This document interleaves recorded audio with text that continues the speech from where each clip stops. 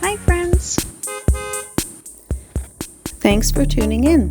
If you like this video, please give it a like, comment below, and take a moment to subscribe to our channel. Lac-Saint-Paul is a charming village, located in the Laurentian mountains of Quebec. Nestled along the shores of the lake that shares its name, this community offers a peaceful retreat, surrounded by natural beauty. Historically, the Laurentians have been known for their vast forests, and logging played a significant role in shaping local communities like Lac-Saint-Paul. Today, this area is better known for its outdoor recreation, attracting visitors looking for hiking, fishing, and paddling adventures. The nearby forests and lakes are home to diverse wildlife, making it a perfect destination for nature lovers. The village is surrounded by notable landmarks, including Lac des Bleuets to the northeast and Lac Castor to the north. It's also just a short drive to Mont Saint-Michel and Fermeneuve, neighboring towns with their own unique attractions. Whether you're here to enjoy the tranquility of the lake or explore the scenic Laurentian region, Lac-Saint-Paul offers a slice of Quebec's natural and cultural charm.